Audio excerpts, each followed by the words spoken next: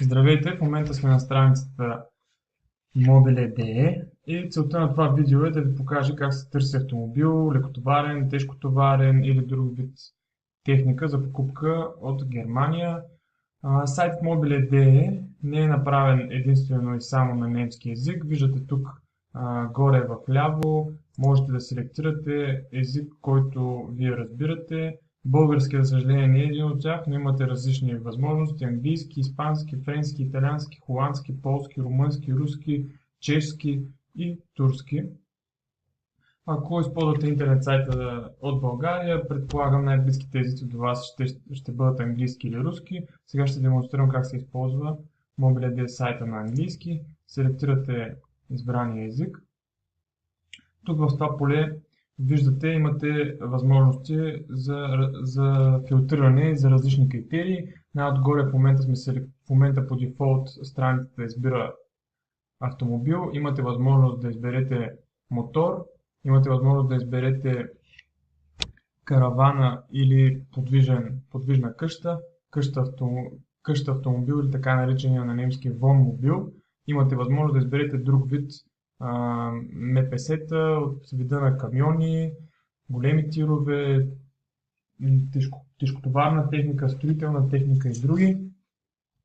В момента ще се фокусирам на избора на автомобил. Можете да изберете дали да ви се показват нови автомобили, използвани автомобили или нерегистрирани автомобили.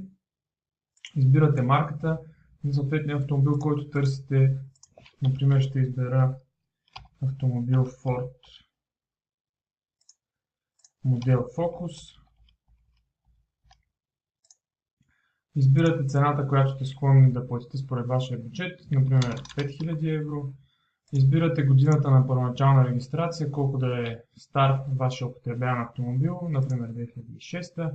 Избирате до колко хиляди километри да има на километража. Ако това не е значение за вас, просто го оставяте празно.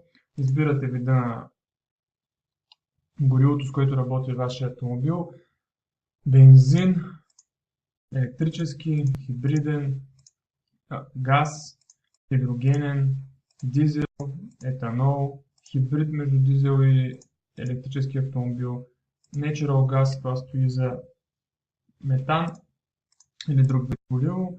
За целта на нашето упражнение ще селектирам просто бензин. Ще натисна Apply, който означава приложи. Ще избера страната, от която искам да закупя автомобил. В случая това ще бъде Германия.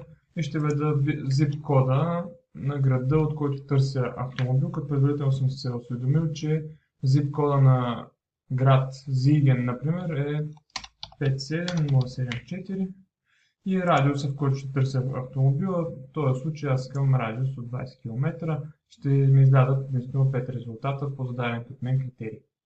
В случай, че искате да дадете допълнителни критерии, натискате Detailed Search. Ето този бутон тук.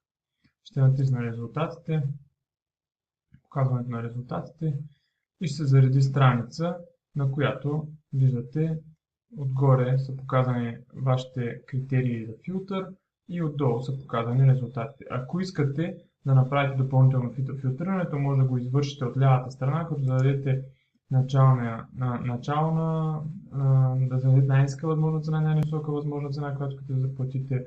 Може да зададете силата на мощността на автомобила в конски сили или в киловати от тук. Може да зададете какъв вид искате вашия автомобил да бъде, дали да е кабриолет, дали да е лимузина, дали да е спортна кола, дали да е комби или друг тип, какъв да е вида на скоростната кутия. Manual Gearbox означава ръчна скоростна кутия.